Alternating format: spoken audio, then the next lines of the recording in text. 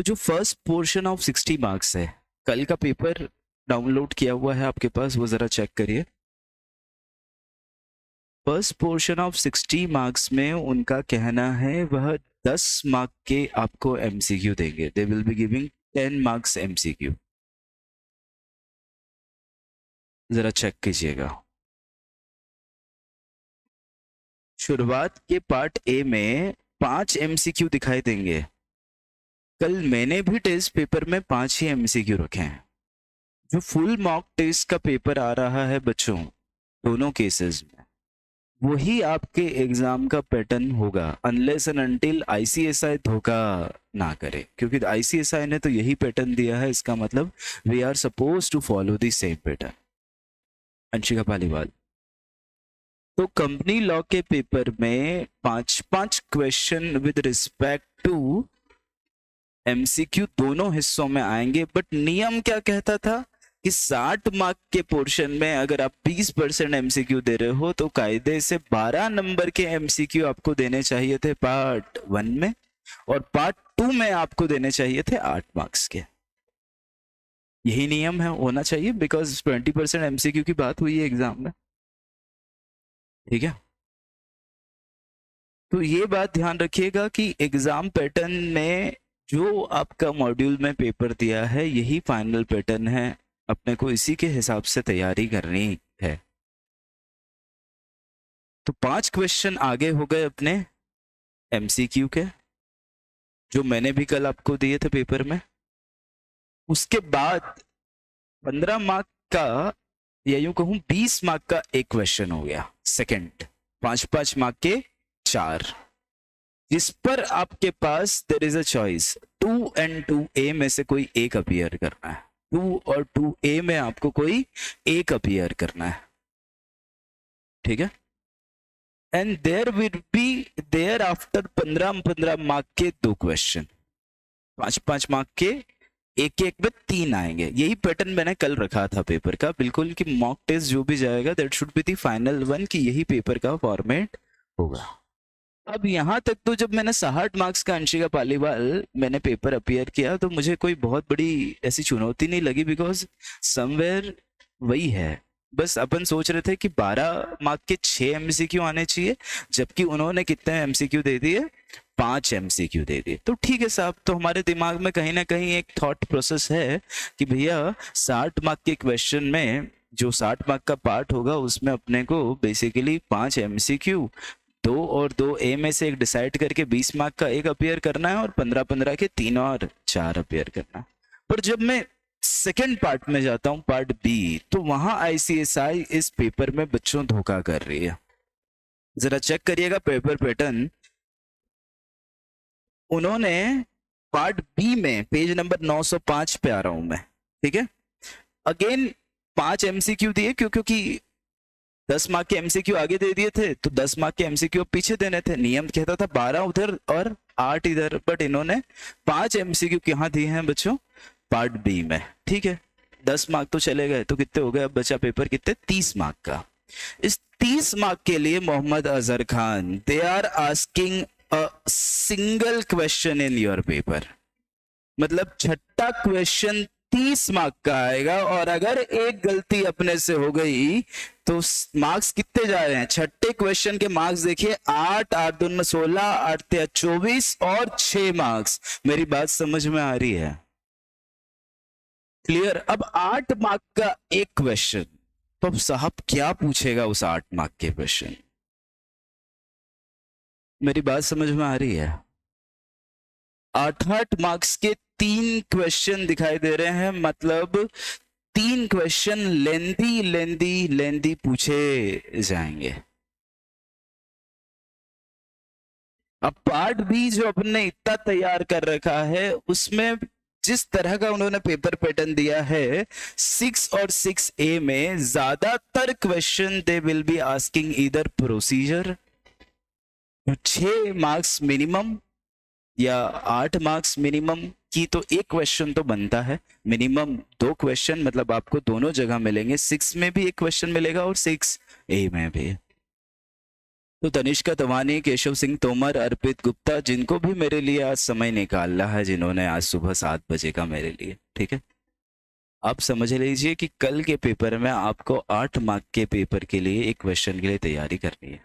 कल ही आएगा पेपर अगला, है ना, कल ही आएगा ना। अब इसमें एक क्वेश्चन तो हो गया प्रोसीजर टाइप, जो मैंने आपको बहुत सारी बनवा रखी है। अगले क्वेश्चंस जो मैं देख रहा हूं 6 और 6A में बच्चों, दे आर ऑफ ड्राफ्टिंग। जरा चेक करना 6A में ड्राफ्ट मिनट्स ऑफ AGM है बच्चों, और आई वॉज एक्सपेक्टिंग कि इस लेवल पर वो जाएंगे नहीं, बट जब ये देखा तो मुझे ऐसा लगा कि अपने को मिनट्स की ड्राफ्टिंग करनी चाहिए। पहला A इज अ ड्राफ्टिंग।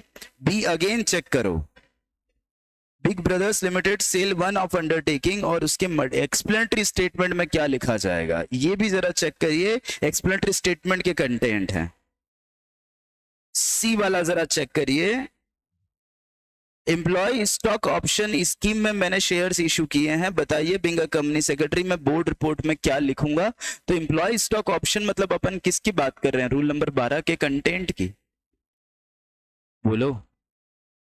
और डी वाले क्वेश्चन में what are the different modes of implementation of CSR activities, मतलब बेसिकली या तो कंपनी खुद करे, या किसी ट्रस्ट, सोसाइटी या सेक्शन 8 के थ्रू करे।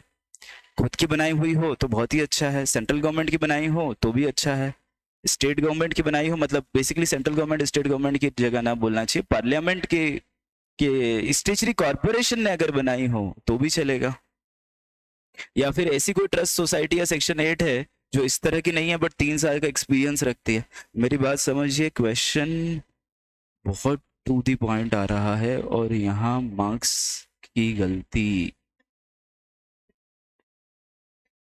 आप समझ लो कि can not be beard, you can not bear such mistake. तो आप समझ लीजिए कि कल के पेपर को देने के बाद परसों से अपन ड्राफ्टिंग रोज सुबह 7 से 8:30 लगभग अगले 8 दिन करेंगे। 8 दिन करेंगे, 1 हफ्ता मुझे चाहिए, ठीक है, ताकि मैं ये इस पैटर्न को भी मैं कवर कर जाऊं बच्चों, क्योंकि एग्जाम में धोखा हो से बेहतर है कि अपन यहीं पर थोड़ी सी तैयारी करके जाएं, क्योंकि जिस पैटर्न को उन्होंने दिया है बच्चों वो 100% एक्सपेक्टेड नहीं है।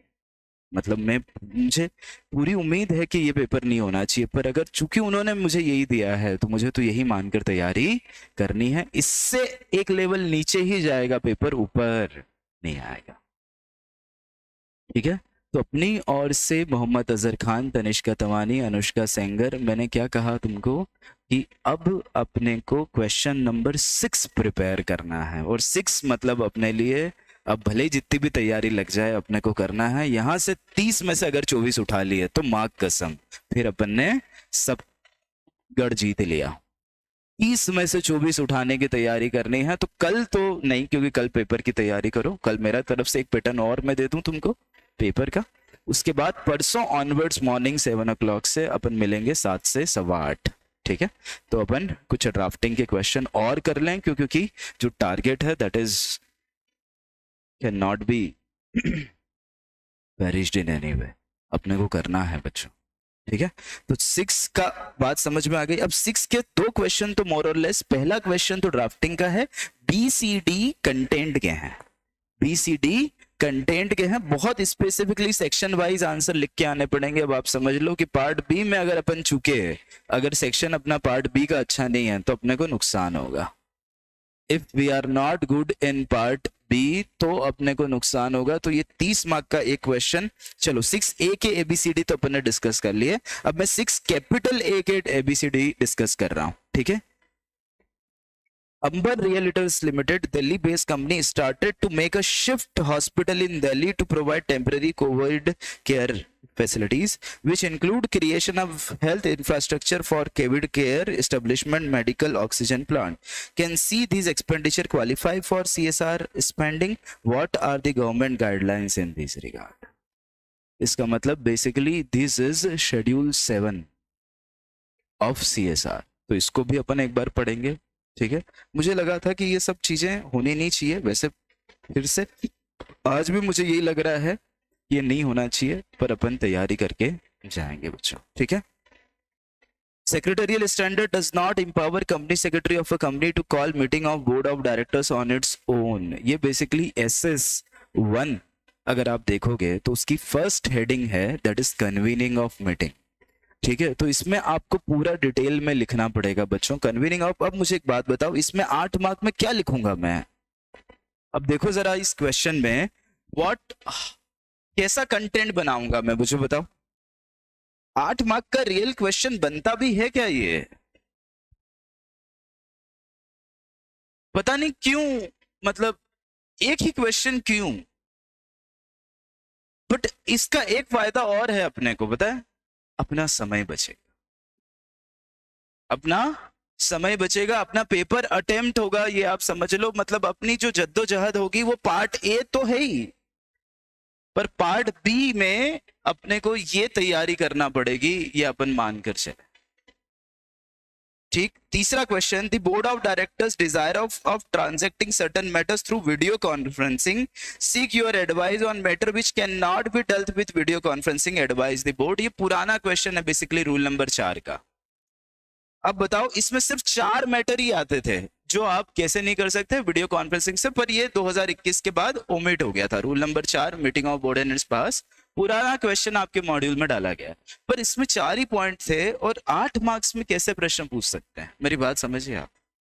और आखिरी में देखो, एलओडीआर में कॉर्पोरेट गवर्नेंस रिपोर्ट के कंटेंट मांग रहा है वो, 6 मार्क्स।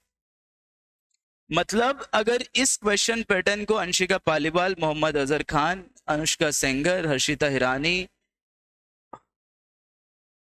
नमन दुबे एग्जाम में फॉलो किया गया,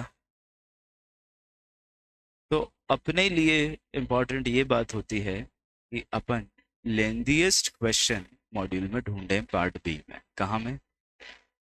पार्ट बी में लेंथीएस्ट क्वेश्चन देखें और उन सबको एक एक बार आइडेंटिफाई करके लिख लिख कर भी देख लें, क्योंकि 8 मार्क के लिए तो पता नहीं कितनी बार खून करते हैं अपन। मेरी बात समझ में आ रही है ना? तो कल का जो पेपर होगा बच्चों, वो ध्यान रखिएगा, वह इसी पेपर पर बेस्ड होगा जो मॉडल आंसर आपको दिया हुआ है, ठीक है, या मॉडल क्वेश्चन पेपर आपको दिया हुआ है, इसी पर बेस्ड होगा और इसी के हिसाब से मुझे तैयारी करवानी है। आईसीएसआई अगर बदलती है बच्चों तो वो लोअर लेवल पर ही जाएगी, जिसकी तैयारी अपन ऑलरेडी कर चुके हैं, जिसकी तैयारी हम ऑलरेडी कर चुके हैं, तो कोई बहुत बड़ा इशू नहीं है वो अपने लिए, क्योंकि जो कल का पेपर था that is well and good, ये मैनेज किया जा सकता है, ठीक है। अगर 55-60 मार्क्स लाने हैं तो किया जा सकता है, कोई बड़ी बात नहीं है। बट कल का जो पेपर आएगा वो रिलेटिवली हो सकता है कि मुश्किलें खड़ी करें, इसलिए अपन तैयारी करें, है ना। तो कल के एग्जाम का तरीका आप लोगों को क्या हुआ है, आज से और कल में जो आपको प्रिपेयर करना है दैट इज मोर और लेस लेंथीएस्ट क्वेश्चन उठाओ। मैं 8-8 मार्क के 3 क्वेश्चन और 6 मार्क का 1 क्वेश्चन पूछूंगा, ठीक है। एमसीक्यू, ठीक है, that is well and good, वही तरीका रहना है एमसीक्यू का और इसका, तो उसकी चिंता नहीं, ठीक है, ये ध्यान रहेगा।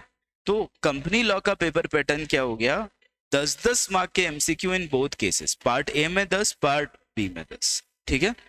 फिर पार्ट ए में बचे हुए 50 मार्क्स के लिए 3 क्वेश्चन, 15-15 के 2 और 20 का 1, 20 के 1 में चॉइस, 20 के 1 क्या बोल रहा हूं मैं, हाँ 20 का जो 1 क्वेश्चन है उसमें चॉइस, तो 1 चॉइस उधर दे दी 60 मार्क के हिस्से में, और 1 चॉइस कहां आ गई आपके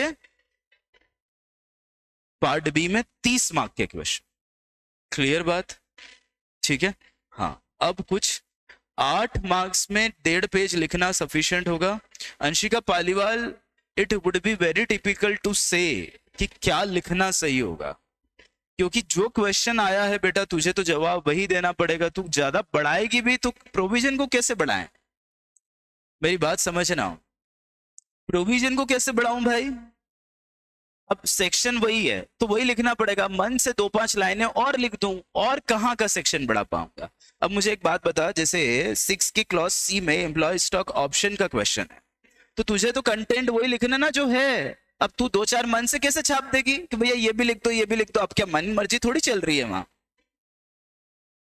अब बताओ 6 के डी में जब वो CSR एक्टिविटीज किस तरह से हो सकता है, ये रूल नंबर 4 है बेसिकली CSR रूल्स का। किसका? CSR रूल्स का रूल नंबर 4। अभी घर जाकर देखना, इस पेपर को सॉल्व करके कोशिश करना, ठीक है। तो यू विल फाइंड कि यहाँ पे भी कंटेंट एक पेज मैक्सिमम जा रहा है, खूब जाएगा तो 1.25 पेज जाएगा। तो इसका मतलब अब अपन इस 8 मार्क के क्वेश्चन में कंटेंट तो जबरदस्ती नहीं बढ़ा सकते। तो what we can do, section, subsections, rules, ठीक है, मतलब बेसिकली पार्ट बी में, ठीक। राइटिंग डेफिनेटली अपने को जमाना है और अपने को पूरी कोशिश करना है कि मोहम्मद अजहर खान, तनिष्का तवानी, अंशिका पालीवाल अपना जो पहला क्वेश्चन अटेम्प्ट हो MCQ के बाद वो क्वेश्चन नंबर 6 ही हो। द रीजन बिहाइंड कि ड्राफ्टिंग में मार्क्स नहीं घटते बच्चों। अगर उन्होंने गलती से ड्राफ्टिंग दे दी आपको 8 मार्क की, जो कि एक क्वेश्चन तो दिख ही रहा है 8 मार्क का, तो ध्यान रखिएगा they can not cut unreasonable marks. Drafting में मार्क्स ज्यादा नहीं कटते, ठीक है। तो अपन ड्राफ्टिंग में बच्चों जो परसों से एजेंडा रख रहे हैं, तारीख हो जाएगी मेरे हिसाब से 24 को तो मैं सुबह जा रहा हूँ, 24 को नहीं 25 को मैं जा रहा हूँ, 24 को सुबह, ठीक है। अपन बच्चों 25 तारीख को मैं मॉर्निंग में नहीं हूँ, मेरी नानी जी शांत हुई है तो कार्यक्रम है, तो अपन कल ही शुरू करेंगे मॉर्निंग, ठीक है। कल ही मॉर्निंग में अपन मिलते हैं और मैक्सिमम अपन संडे को, संडे मतलब that is on 26 I suppose, 26 तारीख को 26 नवंबर को संडे को अपन मैक्सिमम ऑफ इट या तो सुबह या लेट इन द इवनिंग, ठीक है। आपका टेस्ट होगा मेरे हिसाब से कि नहीं है ना? तो बस टेस्ट के बाद ही अपन एक काम करेंगे, भिड़ेंगे। तो लगभग मेजरली ड्राफ्टिंग जितनी भी है मैं आपको सिखा दूंगा इन 2 दिनों में, भले 5-6 घंटे लियो क्लास। बहुत ज़्यादा टफ नहीं होता बच्चों, बस अकल लगानी पड़ती है। बट हाँ, एक्सपेक्टेड ये है आपसे कि आपको लॉ आता हो, बाकी तो मैं बनवा दूंगा, ठीक है। बाकी मैं बनवा दूंगा, कोई बहुत बड़ा इशू नहीं है, ठीक है। इसके अलावा अपन बच्चों कौन सी और प्रैक्टिस करेंगे जो अपने को ड्राफ्टिंग में करनी है, दैट इज जो भी पार्ट बी के चैप्टर के पीछे रिजोल्यूशंस दिए हुए हैं। क्या दिए हुए हैं? रिजोल्यूशंस। क्योंकि जरूरी नहीं है कि वो सिर्फ मिनट्स पूछे, वो है ना रिजोल्यूशन भी पूछ सकता है। तो मेजरली 2 चीजों पर आपको फोकस करना है, एक है ड्राफ्टिंग और दूसरा है प्रोसीजर, क्योंकि 8-8 मार्क में बच्चों इसके अलावा उसको कोई क्वेश्चन देना बनता नहीं है, अगर वो यही पेपर पैटर्न फॉलो करता है तो। और नियम, ईमानदारी यही कहती है कि उसे पेपर पैटर्न तो यही फॉलो करना पड़ेगा, उसके पास चॉइस नहीं है। मतलब अपना क्वेश्चन 30 मार्क का ही अंशिका पालीवाल, मोहम्मद अजहर खान, निकिता तिवारी देखने को एग्जाम में मिलेगा। तो अपनी अगली जंग जो होगी वो होगी इस 30 मार्क के क्वेश्चन।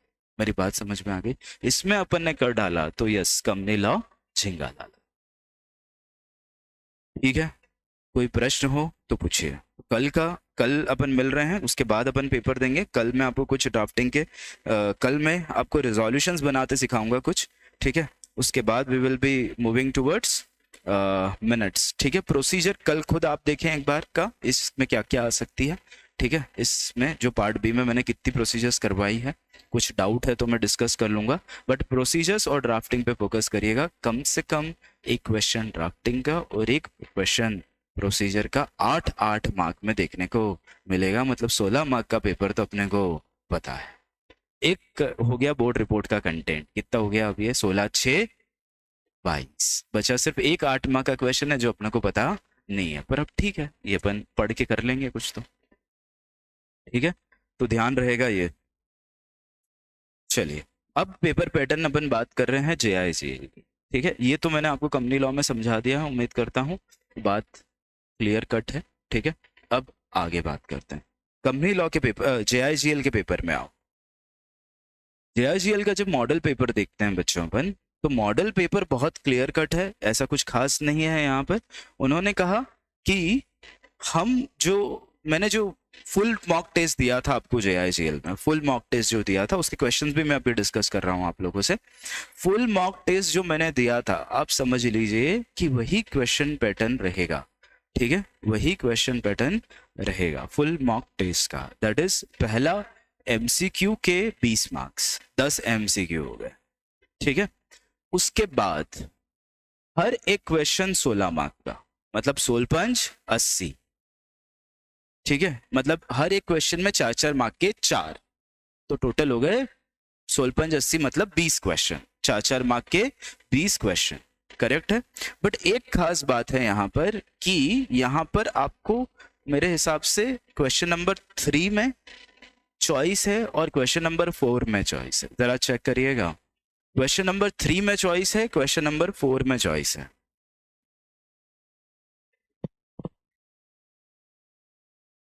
सही कह रहा हूं क्या? हाँ हाँ यही है बेटा, पेपर देख लो, चाहे आप पेपर देख लो मॉड्यूल के पीछे, तो यू विल फाइंड कि क्वेश्चन नंबर 3 में you will be having choice and question number 4 में you will be having choice.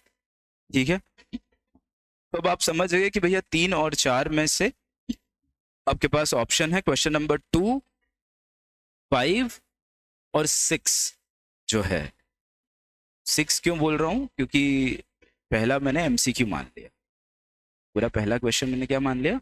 MCQ. तो दूसरा 2 से लेकर अगले 6 तक मतलब 5 क्वेश्चन में से अपने को सेकंड और थर्ड जो है उस पर चॉइस मिलेगी। क्लियर? ये पेपर पैटर्न अपना फुल मॉक टेस्ट का जो है वही रहेगा दोनों एग्जाम्स में। तो फुल मॉक टेस्ट के पेपर के अगर घर पे प्रिंटर हो तो आप चाहें तो प्रिंट भी निकाल के रख लेना और उसे कॉपी में अटैच कर लेना, पेपर देखकर अब तैयारी करना। हाँ 3 और 4 में बिल्कुल ठीक है ना बेटा, 3 और 4 में चॉइस है। अब है ना, ये तो तुमने सिर्फ अभी कंपनी लॉ में देखा है कि what you are suppose to do into company law, ठीक है। अब यही तरीका आपको अगले हर पेपर में देखना है। मतलब आपको अगर एसबीईसी की भी तैयारी करनी है तो आपको वही पेपर पैटर्न फॉलो करना है जो मॉड्यूल के पीछे है, और ये भले आप मॉड्यूल के पीछे जो पेपर दिया है उसको फाड़ के अपने स्पाइरल में या अपने नोट्स में अलग से शामिल कर लो। क्लियर बात है?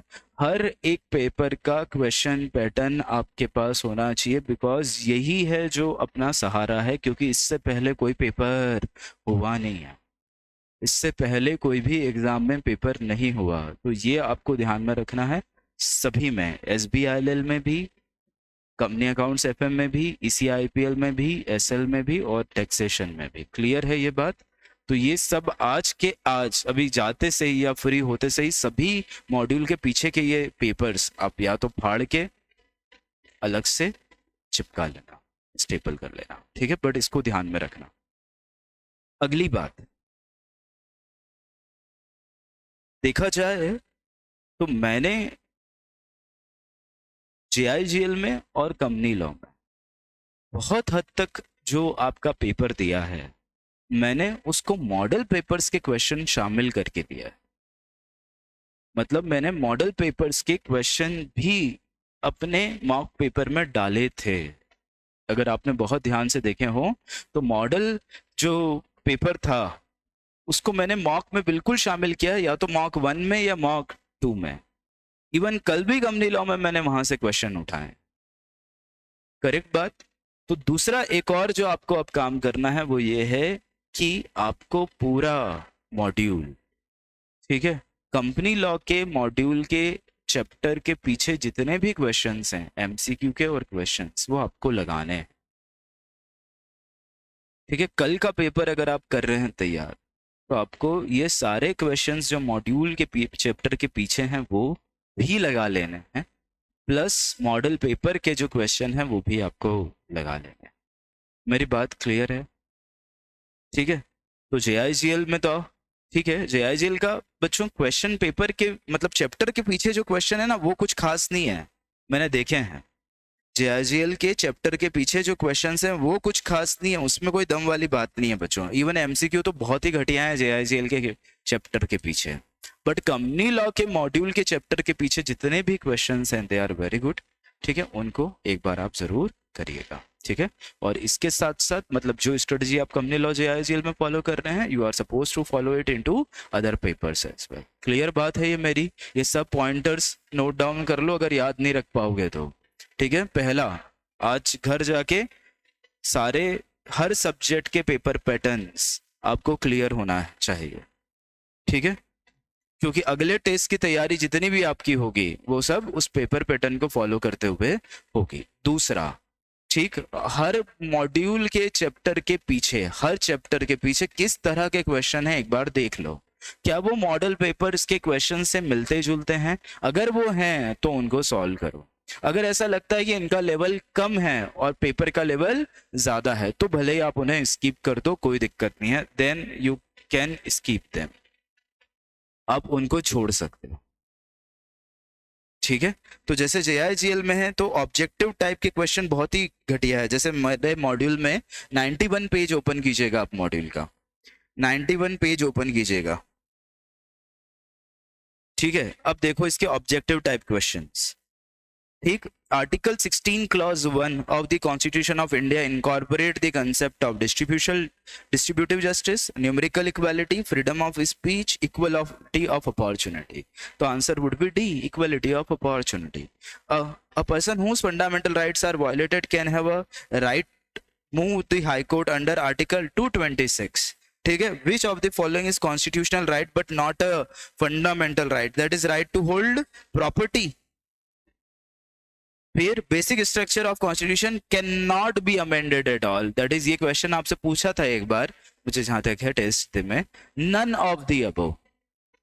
स्क्रीन पर ओपन कर दीजिए, नहीं हो पाएगा अर्पित गुप्ता, नहीं हो पाएगा। आज मेरा मॉड्यूल घर पर रह गया है, मॉड्यूल क्या, आईपैड। ठीक है, अब मैं कैसे पढ़ाऊंगा मुझे तो ये भी नहीं पता है।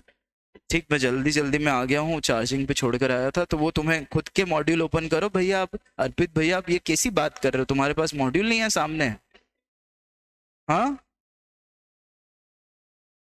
तो ये MCQ एग्जाम का लेवल नहीं है, क्योंकि देखो तो सही जरा मॉक पेपर में, मतलब पीछे मॉडल पेपर में MCQ तड़तड़ वाले हैं और ये ऐसे सड़े सड़े थोड़ी पूछ रहा है वो। मेरी बात समझ में आ रही है? जब अपन आ जाते हैं किस पर, पेज नंबर 158 पर, ऑब्जेक्टिव टाइप। Objective type 158। अब विच of the given is not a delegated legislation. अब ऊपर वाला कोई ज्यादा ही मेहरबान हुआ और एक आध दो क्वेश्चन ऐसे छाप दिए उसने तो बात अलग है।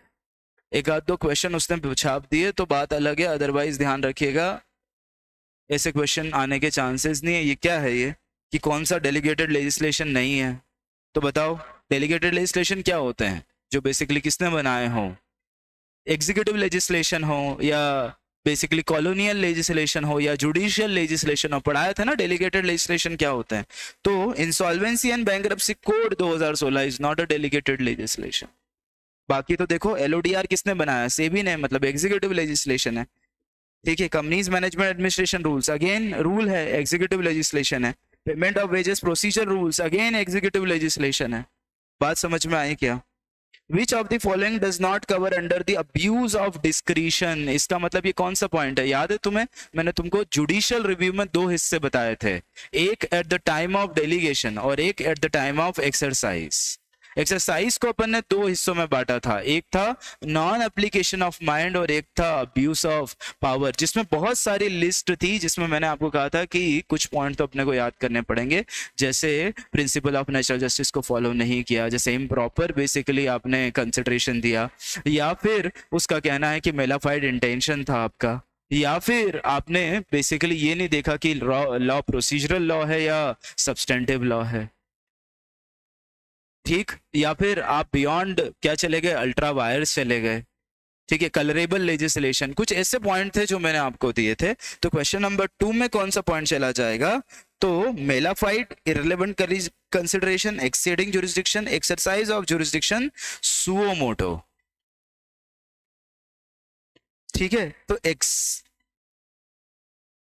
देखो शुरुआत के 3 तो you will find over there, आपको ये पॉइंट है, बट डी वाला पॉइंट नहीं है कि exercise of jurisdiction suo motu. ठीक है, फिर थर्ड वैसा, watch which one of this not a type of judicial control of administrative action. इसका मतलब आप समझ लीजिए कि judicial control of administrative action तो कॉन्स्टिट्यूशनल है, स्टेचरी है, ऑर्डिनरी है, बट एडमिनिस्ट्रेटिव नहीं है। Ordinary is equal to equitable. 3 तरह से जुडिशियल कंट्रोल किया जा रहा है, तो डी अगेन। और which of the meaning of legal maxim audi alteram partem. ठीक है, that is the easiest question. बात समझ में आ रही है? तो मेरा कहना है JIGL के पेपर में it is a less probable कि क्वेश्चन मॉड्यूल के चैप्टर के पीछे के आए, ठीक है। बट कंपनीज एक्ट में एमसीक्यू के चांसेस आप समझ लो कि वो मॉड्यूल के पीछे के आएंगे इज ऑलमोस्ट 60%। 60% चांसेस हैं एमसीक्यू सीधे के सीधे मॉड्यूल के बैठ जाएंगे। और ऐसी गलती अपने को नहीं करना है, ये मौका अपने को नहीं छोड़ना है, ठीक है। तो अब जब आप पेपर में मिलेंगे मुझसे, ठीक है, पेपर में मिलेंगे, एग्जाम का ये टेस्ट पेपर आप देंगे, तो आपका एक एक मॉड्यूल का एमसीक्यू पेज के चैप्टर के पीछे और एक एक क्वेश्चन सॉल्व होना चाहिए, क्योंकि आप ऑलरेडी पार्ट बी तो मेरा सॉल्व कर चुके हो एक बार या दो बार। अरे बोलो। और ये पहली बार मौका है आईसीएसआई बच्चों, हो सकता है ये गलती करे, और ऐसी गलती का फायदा अगर अपन ने नहीं उठाया तो अपन ने जीता जिताया वर्ल्ड कप छोड़ दिया। आप ये समझ लो, जैसा उनके साथ हुआ है वैसा ही अपने साथ हो जाएगा। मेरी बात समझ में आ रही है? मॉड्यूल के पीछे का एक एक क्वेश्चन मुझे सॉल्व चाहिए कल शाम तक, जब आप पेपर देने आओ तो एक एक क्वेश्चन सॉल्व करो, ठीक है। ठीक है, बहुत बढ़िया। इसके अलावा डेफिनेटली आप मॉड्यूल के पीछे के क्वेश्चन पेपर्स किसके सॉल्व करें, जेआईजीएल के भी। आप तो दोनों के मान लो, अपने को तो दोनों प्रिपेयर करना है, थ्योरेटिकल डिस्क्रिप्टिव भी प्रिपेयर करना है और एमसीक्यू भी एक बार सॉल्व करके देख लेना है। मुझे पूरी उम्मीद है बच्चों 60% पेपर आपके मॉड्यूल के पीछे के क्वेश्चन का बनेगा, मुझे पूरी उम्मीद है। ये बात किसी को, हाँ, दीवारों के भी कान है बच्चों, पता चला अपनी बात सुनकर आईसीएसआई ने पेपर बदल लिया, ठीक है। उनको ऐसा लग जाए कि श्रेयांश ये कह रहा है कि मॉड्यूल के पीछे के प्रश्न आएंगे तो उससे उसको प्रिपेयर करवा रहा है, तो कहीं ऐसा नहीं हो जाए कि क्या कर लिया जाए, ठीक है। ठीक, अब अपन बात कर रहे हैं बिल्कुल इसके बाद अनुष्का, अपन अब बात कर रहे हैं कल के और परसों के पेपर की, ठीक है। चलो आ जाओ जरा पेपर में। सबसे पहला मैं कल का पेपर डिस्कस कर लूँ आपसे एमसीक्यू का, है ना। उसके बाद परसों और उसके बाद की पेपर्स डिस्कस कर रहा हूँ। ध्यान से समझना किसमें क्या लिखना है, मैं वो भी डिस्कस करूँगा। जैसे 1.1, ठीक, सुनिएगा। The article of association of XYZ Limited states that all company documents need to be signed by MD, company secretary and executive director on behalf of the company, ठीक है। A mortgage deed was executed by secretary and executive director. Choose the correct answer. सबसे पहली बात, ये तुम लोगों ने कहाँ पढ़ रखा है मैं आपको बताता हूँ। जब तुम छोटे थे तो रोहित भैया ने तुम्हें डॉक्ट्राइन ऑफ कंस्ट्रक्टिव नोटिस पढ़ाई थी। उस डॉक्ट्राइन ऑफ कंस्ट्रक्टिव नोटिस का आप बड़ा सा जो पहला पैराग्राफ है, ठीक है, पहला या दूसरे पैराग्राफ में आपको ये सेम बात देखने को मिलेगी। अगर मॉड्यूल में आप देखेंगे तो मैं एक बार चेक कर लेता हूँ, मॉड्यूल में भी ये सेम मुझे मिलना चाहिए कहीं ना कहीं। 2 मिनट रुकना, मैं मॉड्यूल में पेज नंबर कंपनी लॉ में मार्क करवा देता हूँ आपको। डॉक्ट्राइन ऑफ कंस्ट्रक्टिव नोटिस का ये पॉइंट है बच्चों, किसका, कंस्ट्रक्टिव नोटिस का ये पॉइंट है। पेज नंबर 15 पर आइए।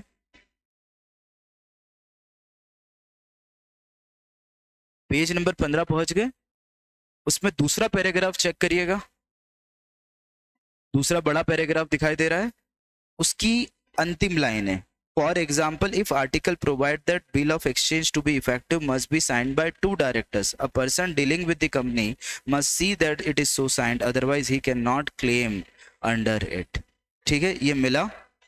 इसके बाद आप ठीक उसका अगला पैराग्राफ चेक करो। In another case the article required that all document should be signed by the MD, secretary and working director on behalf of a company. A deed of mortgage was executed by secretary and working director only.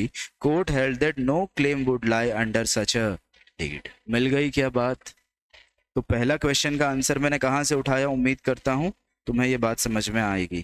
Clear क्या? तो answer क्या होना चाहिए, answer क्या होना चाहिए, 1.1 का B वाला, करेक्ट। अनुष्का सेंगर बिल्कुल सही, सच मॉर्गेजेस इनवैलिड, ठीक है, ध्यान रहेगा। दूसरा, अब 1.2 की बात कर रहा हूँ, ठीक, ये प्लीज नोट भी करते जाना एक जगह, और उसका फोटो खींच के मुझे भेज दोगे क्या, तो मैं ग्रुप पे डाल दूंगा। कोई एक स्टूडेंट मोहम्मद एक काम करना, जो मैं आंसर बता रहा हूँ 1.1 1.2 लिखते जाना, और एक पेज में उसका फोटो खींच के मुझे भेज देना यार, मैं ग्रुप पे डाल दूंगा ताकि सबका हो जाए, ठीक है। 1.2 पर आइए। Messrs SFPL limit private limited है, SFPL प्राइवेट लिमिटेड है बच्चों, ठीक है।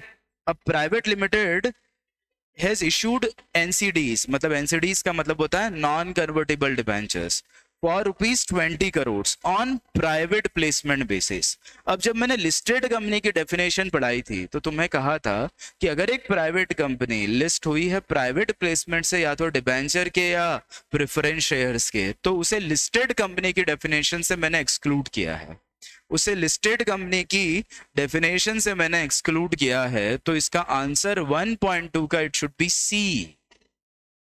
सी आंसर इट शुड बी, ठीक है। तो it will be treated as unlisted company.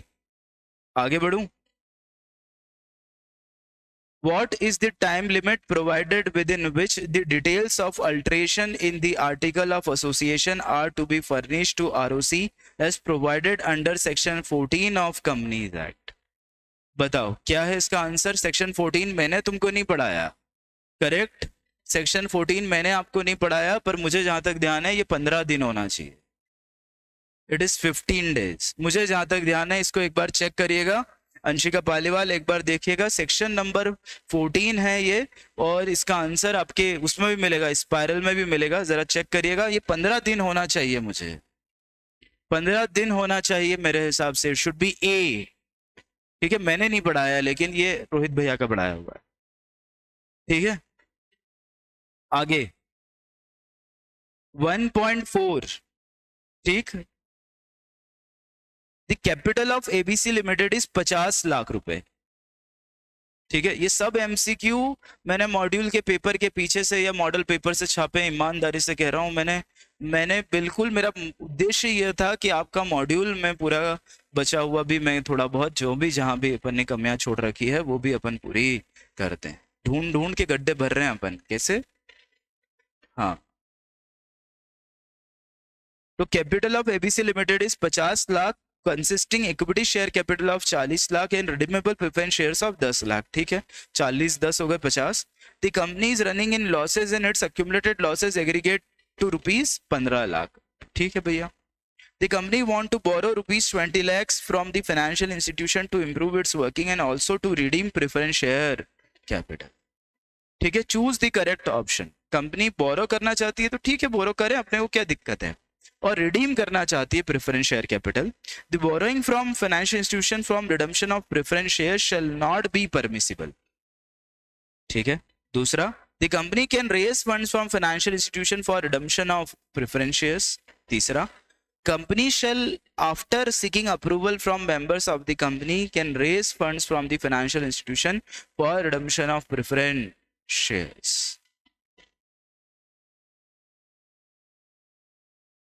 अब बताइए इसका क्या आंसर आ रहा है, आराम से सोचिएगा। अंकित डांगी, बाकी मित्रगण कहाँ हैं बेटा।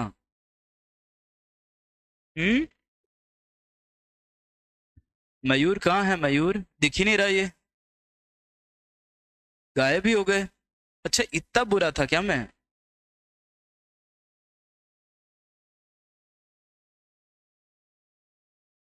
मंथन तो दिख जाता है क्लास में बेटा मुझे। मोक्षिता चतुर्वेदी, एग्जैक्टली इस बात का आंसर सेक्शन 55 में आपने पढ़ा था कि रिडम्पशन के लिए पैसा आएगा कहाँ से। तो मैंने आपको कहा था कि रिडम्पशन के लिए आपके पास कितने सोर्सेज हैं, सुनिएगा ध्यान से, कि आप profit available to be distributed as dividend से रिडम्पशन कर सकते हैं।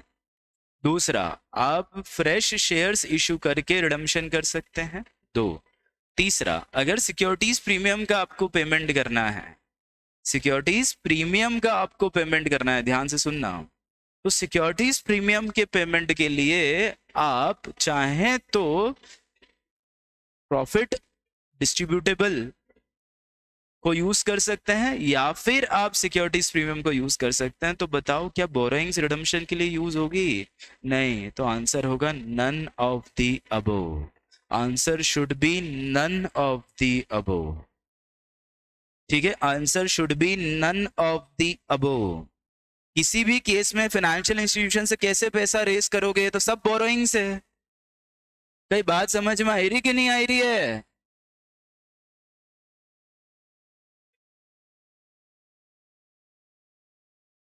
ए ही तो होगा। अरे, borrowing from financial institution shall not be permissible. Choose the correct answer, choose the correct answer. 2 minute. The borrowing from financial institution redemption shall not be permissible. ठीक है, ये भी ठीक है। But the company can raise funds from for redemption of preference shares, ये भी तो correct नहीं है। The company shall after seeking approval from members of the company can raise funds from financial institution for redemption, सी भी नहीं है। तो फिर ए, borrowing is not permissible, borrowing is not permissible। हाँ, ए होना चाहिए। A should be the correct, A should be the correct. ठीक है, नन ऑफ द अबो नहीं, ए, क्योंकि उसमें लिखा है ना नॉट परमिसिबल। ठीक है, तो ए शुड बी द आंसर। 1.5 पर आओ। Ramlal is a shareholder of a company holding 100 shares. Ramlal dies in the road accident, leaving Mohan as a legal representative. ठीक है, Mohan is not a member of the company. Mohan transfer all 100 shares of deceased member to Anil. Is the transfer is valid? बताओ, ये बात मैंने बहुत ध्यान से समझाई थी और मुझे आज भी याद है, मैंने सरफाइसी पढ़ाया था इसके साथ। सेक्शन नंबर 13, सरफाइसी का सेक्शन नंबर 13 पढ़ाया था मैंने। तो बताएं उस दिन क्या डिस्कस हुआ था यहां पर? बोलो। अगर एक लीगल रिप्रेजेंटेटिव,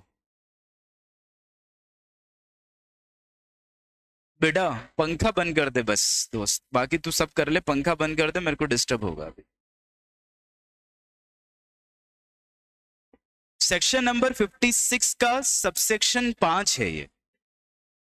सेक्शन नंबर 56 का सबसेक्शन 5 है ये। 56 का सबसेक्शन 5 है ये। इनके आंसर्स भी लिखते जाना मोहम्मद अजहर खान। और मैं जो रीजनिंग दे रहा हूँ, जो सेक्शन बोल रहा हूँ, ये भी देख लेना, सेक्शन 55, सेक्शन 56, ताकि ऐसा कैसा मैं भेज दूं। आज भेज जल्दी है क्या? ठीक है, तो क्या कहा मैंने कि 56 के 5 में लिखा हुआ है कि अगर लीगल रिप्रेजेंटेटिव ट्रांसफर करता है तो हम ये मानेंगे कि ये स्वयं किसने ट्रांसफर किए हैं? जिसकी डेथ हुई है उस व्यक्ति ने। और जिस थर्ड पार्टी को अपन ने बेचे हैं उसका टाइटल वैलिड रहेगा। अब चेक करो कौन सा पॉइंट बनता है इसमें। No, Mohan can effect a valid transfer only after section means favour is duly registered. A गलत है answer. Yes, transfer done is valid, B सही तो लग रहा है। C, Mohan can effect a valid transfer only after intimating company about the demise, none of the above, none of the above. Exactly B और C जा रहे हैं, B और सी जा रहे हैं। Such transfer is valid. और दूसरा क्या है कि Mohan can effect valid transfer only after intimating the company about the demise. Better answer is C, better answer is C. C ज्यादा बेहतर है। वैसे सही तो बी भी है, ट्रांसफर तो वैलिड ही है, बट बेहतर कब होगा? जब उसने उस बात की जानकारी किसको दी है? कंपनी को दी है। ठीक है,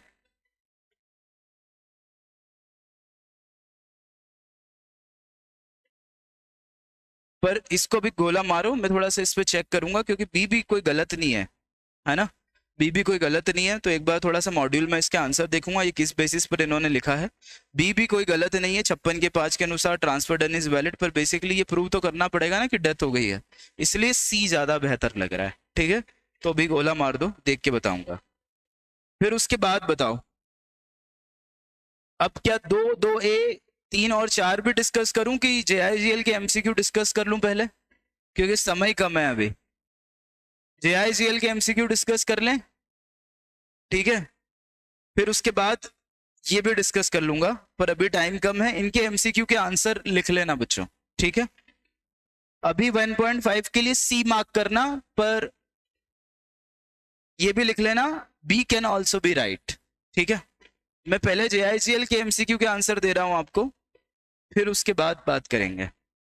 ये बच्चे जल्दी आ गए यार, मतलब जो न्यू बैच है ना वो।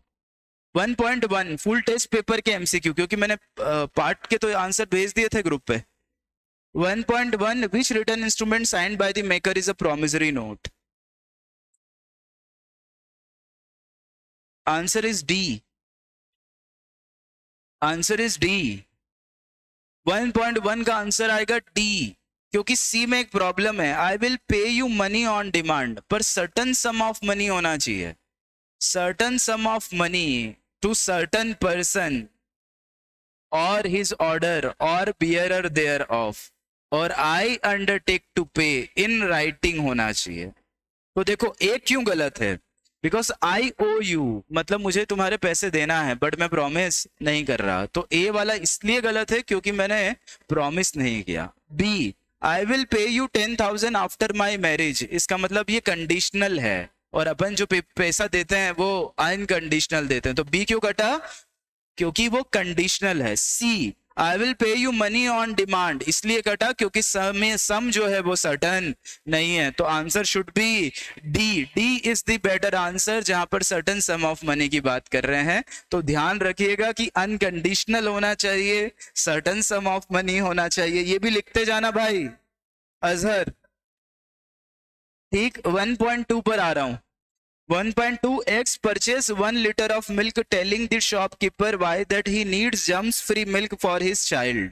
उसने बोला कि मुझे ऐसा मिल्क दो जिसमें जम्स ना हो, ठीक है। Understanding what the customer wants, he gives X as a promised quality of milk. The milk turn out not to be free of germs. Can X claim damage? Yes, he can. D answer is, because याद करो मैंने cell of goods act पढ़ाया था, तो मैंने कहा था कि मैं गोवा जाता हूं और मैंने कहा था कि ऐसी गाड़ी दो जिससे मैं एक बार में पूरा गोवा घूम सकूं। और जब मैंने इस बात की ये कहा, तो ये सामने वाले को ऐसी ही मुझे गाड़ी देनी पड़ेगी जिस तरह का प्रोडक्ट मुझे चाहिए। तो ध्यान रखिएगा, yes he can should be the answer. 1.2 is D.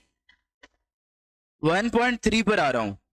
ये बहुत जोरदार प्रश्न दिया था मैंने, अब देखो कितने बच्चों का आंसर सही है मुझे बताना। Disputes between A and B are referred to arbitration under Arbitration and Conciliation Act 1996, ठीक है बच्चों। The final award is rendered on 1 June 2019 in favor of B. Final award मान लो मेरे फेवर में आ गया, ठीक है। During the ensuing summer vacation of the court, मतलब जैसे कोर्ट का कोई समर वेकेशन आने ही वाला था, इंशुइंग मतलब आने वाला। An urgent situation arises in which B wish to seek interim relief. क्या B ले सकता है क्या?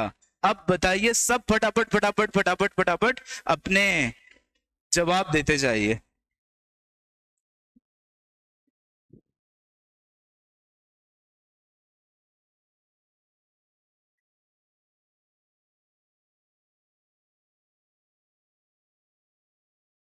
जोरदार जोरदार, बढ़िया बढ़िया बढ़िया। बस 4 नहीं आंसर दिए, बाकी क्या अनअटेम्प्टेड रखे थे क्या प्रश्न? हाँ, अटेम्प्ट ही नहीं किया। ये सेक्शन नंबर 9 का आंसर है। It is 9, section number 9, B is the correct one. क्यों?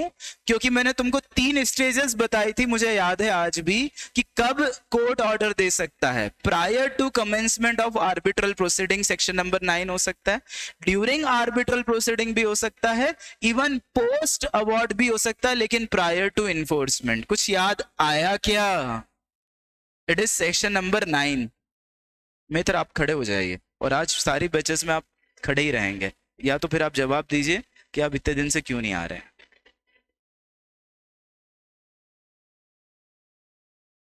Correct, B should be the correct one, B should be the correct one. 1.4 X is living in Pune, his brother in Mumbai।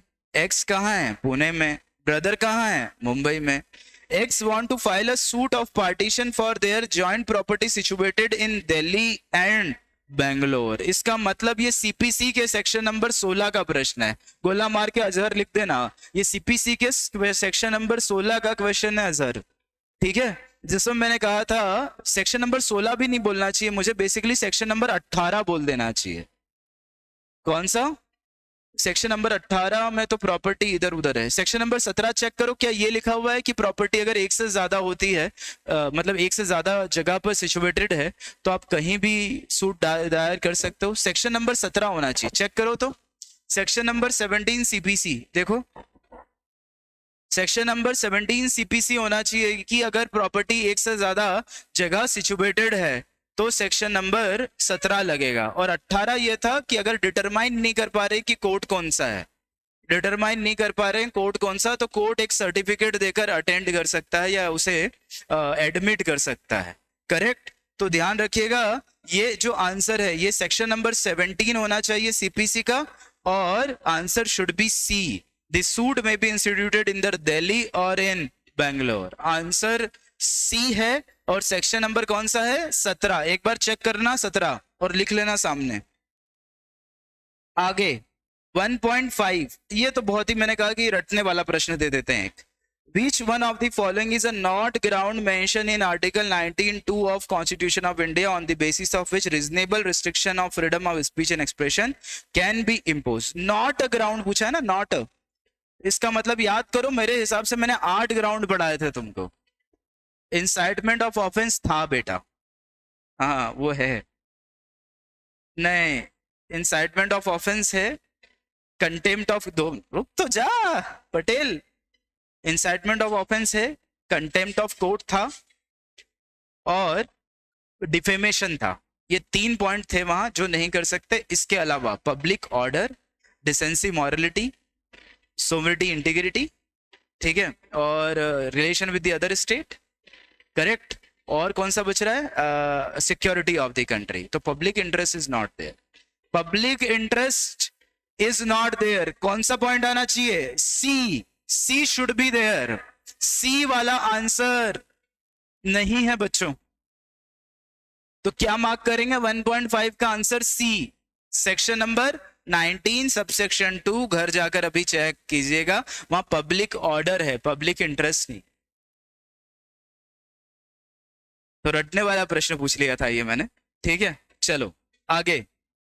अरे ये 1.6 तो मैंने ऐसा कैसा example से उतारा था, चेक करो। A finds a government promissory note belonging to Z bearing a blank endorsement A, knowing that the note belonged to Z, pledges it with the banker as a security for loan, intending to future time to restore it to Z, A has committed offense of। इसका क्या answer आया बच्चों? 1.6। मोहम्मद अजहर खान ने तो सही बताया है, अर्पित ने भी सही बताया, अंशिका बालीवाल अगेन करेक्ट। बताएं, it is C, dishonest misappropriation of property. ये 403 से मैंने एक एक्सप्लेनेशन में ये एक एग्जाम्पल डाला हुआ है।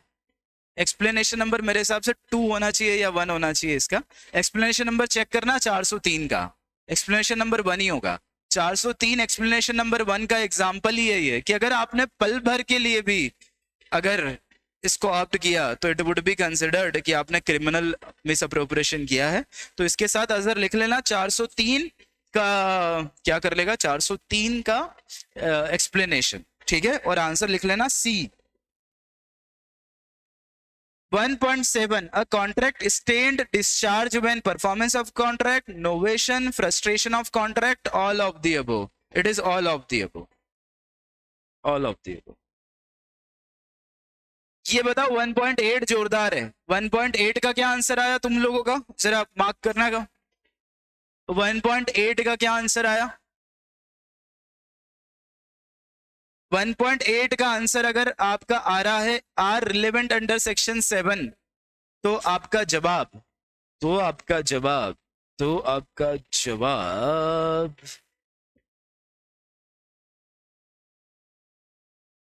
सही है।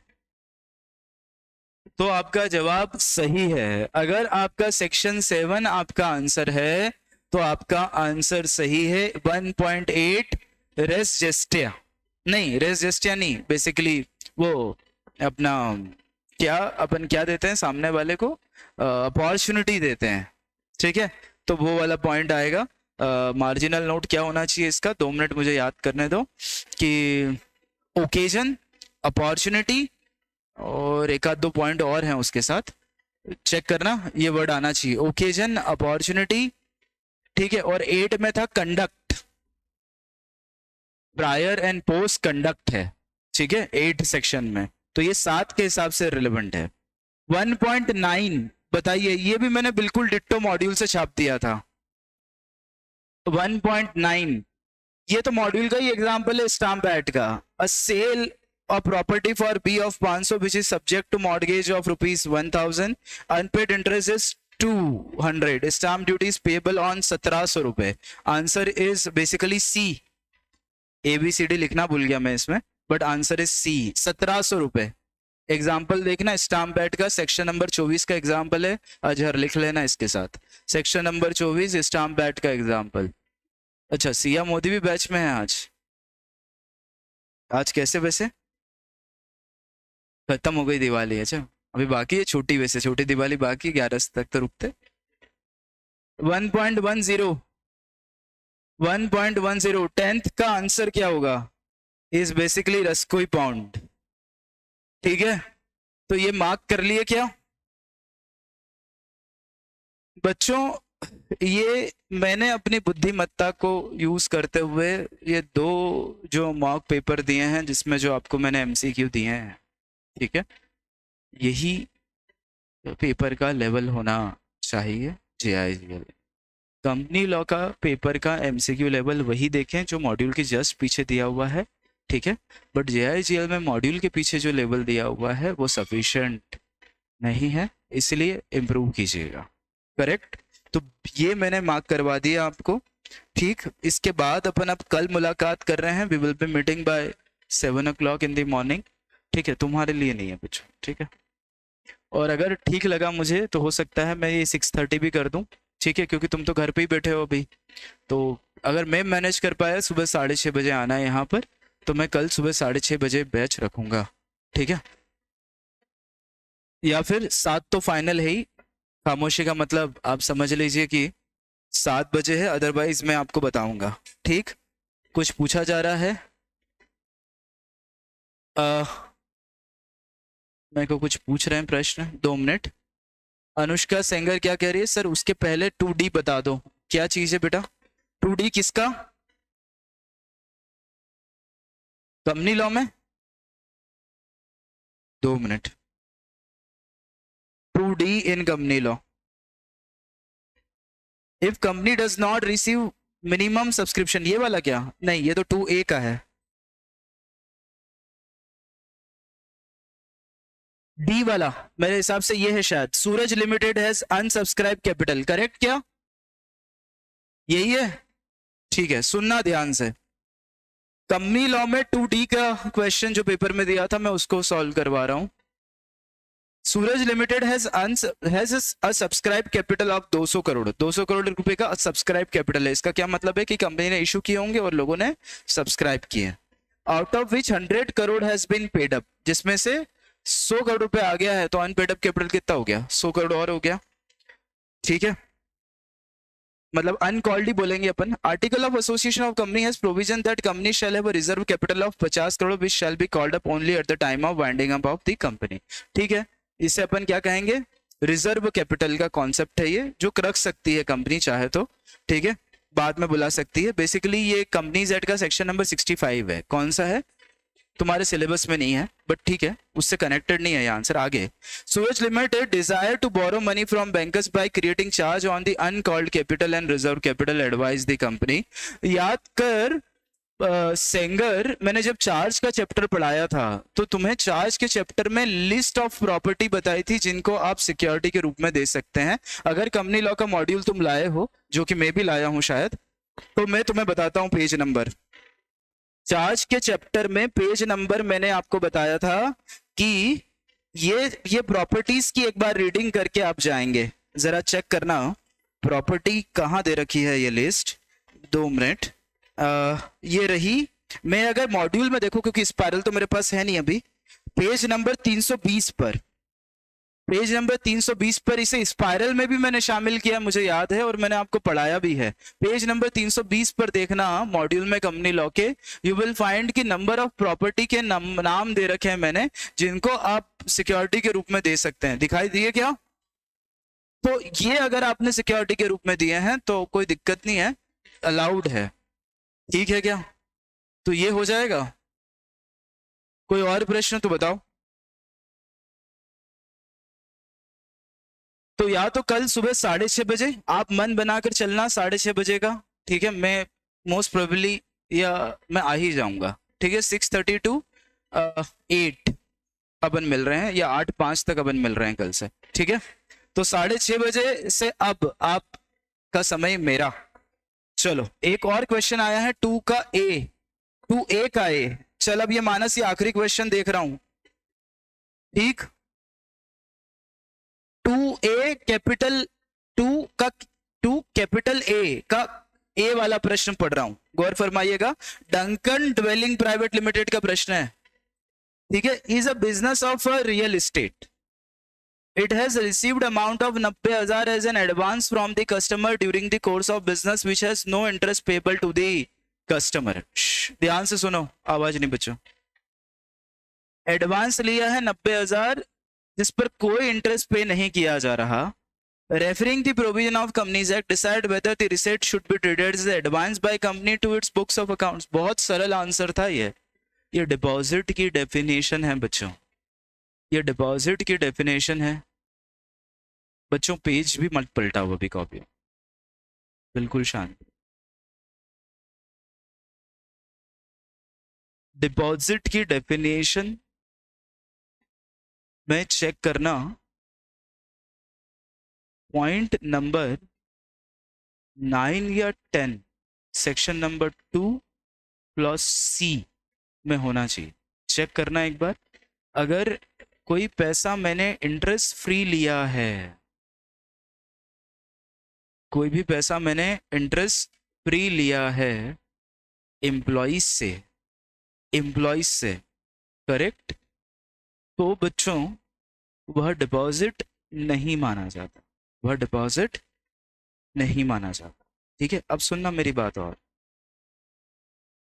कस्टमर से लिया हुआ पैसा, मैं तो अभी एम्प्लॉय की बात कर रहा था, अब अगर कस्टमर से कोई पैसा लिया है तो वह डिपॉजिट तब तक नहीं माना जाएगा जब तक अगर हमने 365 दिन में क्या कर दिया, ये गुड्स और सप्लाई कर दिया।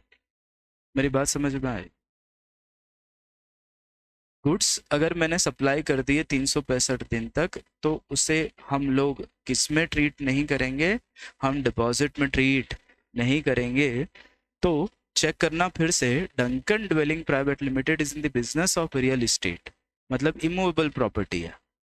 It has received an amount of 90,000 as an advance from the customer during the course of business on which no interest is payable. Referring the provision, decide whether the receipt should be treated as an advance by the company in its books of accounts.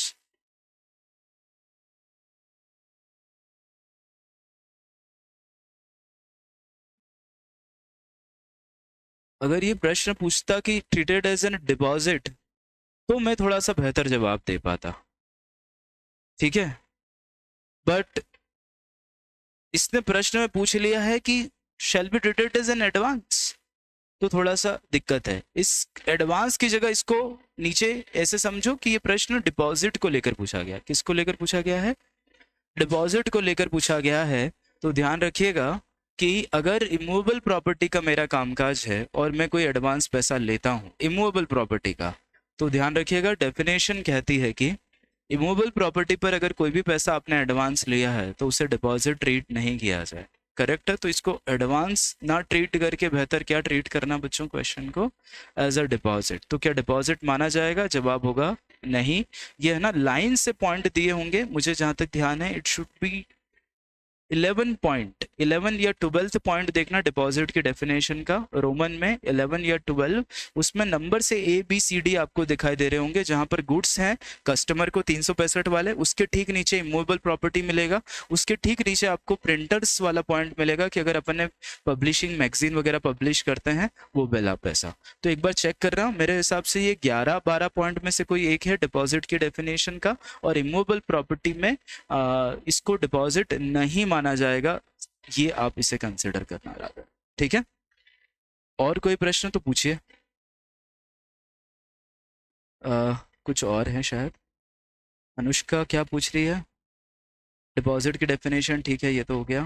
Anshika Paliwal का जवाब भी हो गया। Anushka sir वो इसी IPL का last class बची है तो वो कब लोगे? आज क्या बार है? वेडनेसडे ना। It will plan it on Saturday.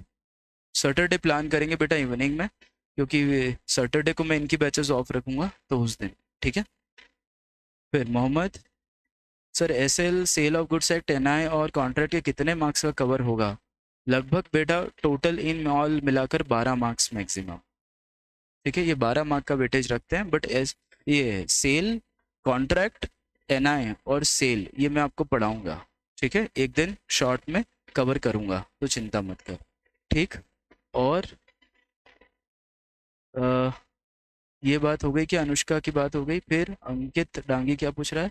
Sources of law exam में पहले एक बार प्लीज, सोर्सेज लॉ एग्जाम से पहले एक बार प्लीज। ठीक है, पर पहले मैं NI निपटाऊंगा बेटा, पहले NIS होगा, और क्या बोला मैंने, ICA, उसके बाद मैं ये बात करता हूँ। ठीक है, सोर्स ऑफ लॉ पे पर तेरी बात ध्यान रखूंगा। ठीक है, अब ठीक है, अब रुक जाओ।